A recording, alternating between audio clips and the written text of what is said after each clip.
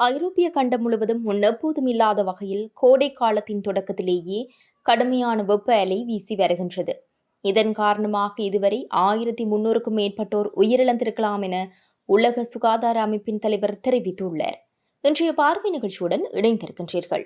ஐரோப்பிய கண்டம் முழுவதும் முன்னெப்போதும் இல்லாத வகையில் கடுமையான வெப்ப அலை வீசி வருவதால் மக்களின் இயல்பு வாழ்க்கை முற்றிலும் முடங்கியுள்ளது.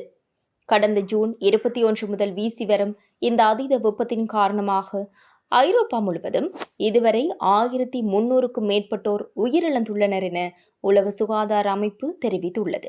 இதில் பிரான்சில் மட்டும் வெப்பம் உச்சத்தில் இருந்த 3 நாட்களில் 1000 மரணங்கள் பதிவாகியுள்ளன. உலக சுகாதார அமைப்பின் தலைமை இயக்குநர் டெட்ரோஸ் அதானோம் ஹெப்ரேஸ் விடுத்துள்ள அறிக்கையில், உலகளாவிய சராசரியை விட 2 மடங்கு வேகத்தில் ஐரோப்பா வெப்பமடைந்து வருகின்றது. தற்போது அங்கு 15 கோடி மக்கள் கடுமையான வெப்ப சூழலில் தவித்து வருகின்றனர். பாடசாலைகள் மூடப்பட்டுள்ளன. மின்சார கட்டமைப்பு முடங்கும் நிலைக்கு தள்ளப்பட்டுள்ளது என்று கவலை தெரிவித்துள்ளார். மேலும் ஜெர்மனியில் வரலாற்றிலேயே மிக அதிகபட்சமாக பகல் நேரத்தில் 41.5 டிகிரி செல்சியஸும் இரவில் 29.4 டிகிரி செல்சியஸும் வெப்பநிலை பதிவாகியுள்ளது. பெர்லின் நகரில் வெப்ப நோய்களால் பாதிக்கப்பட்டவர்களின் எண்ணிக்கை அதிகரித்துள்ளதால் கடந்த சனிக்கிழமை அன்று மட்டும் கூடுதலாக 500 நோயாளர் காவு வண்டி அவசர அழைப்புகள் வந்துள்ளன. இதனால் பொதுமக்களை குளிர்விக்க போலீசார் தண்ணீரை பீச்சியடிக்கும் வாகனங்களை வீதிகளில் பயன்படுத்தியுள்ளனர். இந்த அதீத வெப்பத்தின் விளைவாக ஜெர்மனி மற்றும் கிரீஸ் ஆகிய நாடுகளின் காடுகளில் பயங்கர காட்டுத்தீ பரவி வருகின்றது.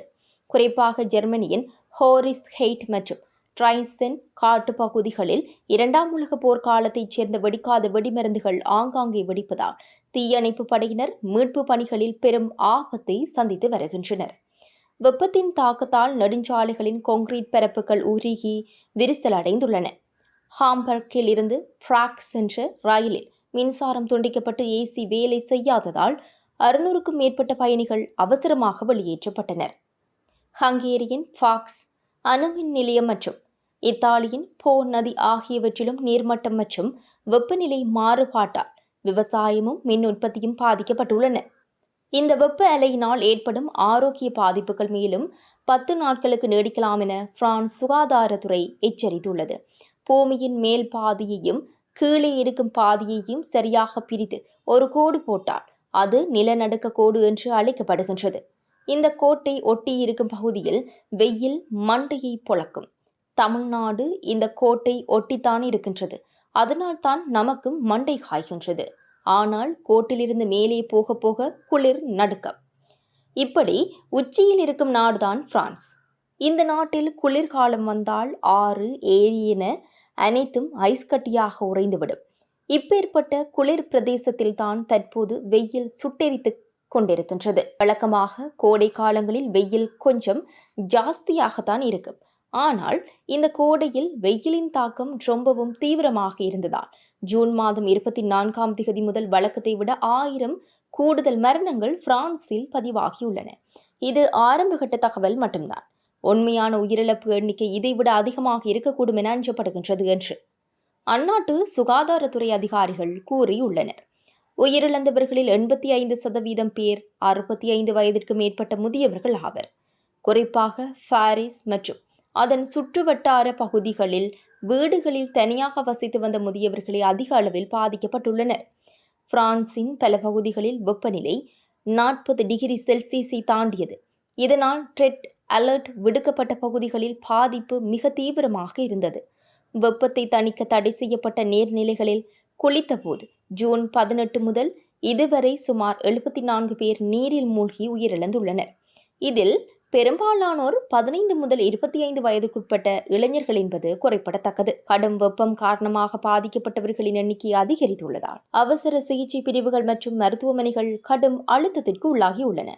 பாரிஸ் போன்ற நாடுகளில் பிணவறைகள் நிரம்பி வழிவதாகவும் உடல்களை வைக்க கூடுதல் இடங்களை தேடி வருவதாகவும் தகவல்கள் தெரிவிக்கின்றன. காலநிலை மாற்றமே இத்தகைய தீவிர வெப்ப அலைகளுக்கு காரணம் என்று விஞ்ஞானிகள் எச்சரித்துள்ளனர். தற்போது வெப்பத்தின் தாக்கம் சற்று குறைய தொடங்கியிருந்தாலும் அதன் பாதிப்புகள் இன்னும் சில நாட்களுக்கு நீடிக்கும் என சுகாதாரத்துறை அமைச்சர் தெரிவித்துள்ளார். செக் குடியரசின் பிராக் நகருக்கு வடக்கே உள்ள டொக்சானி பகுதியில் 41.1 டிகிரி செல்சியஸ் வெப்பநிலை பதிவாகி 2 நாட்களில் இரண்டாவது முறையாக புதிய சாதனை படைக்கப்பட்டுள்ளது. போலாந்தின் ஸ்லூபிஸ் நகரில் வெப்பநிலை 40.5 டிகிரி செல்சியஸாக உயர்ந்ததை அடுத்து போலாந்து தனது வரலாற்றிலேயே மிக அதிகபட்ச வெப்பநிலையை பதிவு செய்துள்ளது. தீவிர வெப்பம் காரணமாக பொதுமக்களுக்கு ஏற்படும் உடல்நலக் குறைபாடுகளை தடுக்க ஐரோப்பிய அதிகாரிகள் கடுமையான நடவடிக்கைகளை எடுத்து வருகின்றனர். வெப்பத்தின் தாக்கம் தாங்காமல் ஆறுகள், ஏரிகள் மற்றும் குளங்கள் போன்ற பாதுகாப்பற்ற நீர்நிலைகளில் குளிக்க சென்றவர்களில் பிரான்சில் மட்டும் இதுவரை 74 பேர் நீரில் மூழ்கி உயிரிழந்துள்ளனர். இந்த அசாதாரண வெப்ப அலைக்கு வெப்ப குமிழ் என்று அழைக்கப்படும் வானிலை நிகழ்வே காரணம் என்று ஆய்வாளர்கள் கூறுகின்றனர். இந்த நிகழ்வின் போது வளிமண்டலத்தில் உள்ள காற்று கீழ் நோக்கி அமிழ்கிறது. அது தரையை தொடும் போது அழுத்தப்பட்டு மேலும் சூடாகின்றது. இந்த கீழ்நோக்கிய காற்று வறண்டதாக இருப்பதால் மேகங்கள் உருவாவதை தடுக்கின்றது. இதனால் எவ்வித தடையுமின்றி நேரடியாக விழும் சூரிய ஒளி பூமியை இன்னும் கடுமையாக வெப்பமாக்குகின்றது. புவி வெப்பமயமாதல் மற்றும் பருவநிலை மாற்றம் காரணமாக தலைமுறைக்கு ஒரு முறை மட்டுமே வரக்கூடிய இத்தகைய வெப்ப அலைகள் இப்போது ஆண்டுதோறும் நிகழும் ஒன்றாக மாறிவிட்டதாக உலக சுகாதார அமைப்பு கவலை தெரிவித்துள்ளது.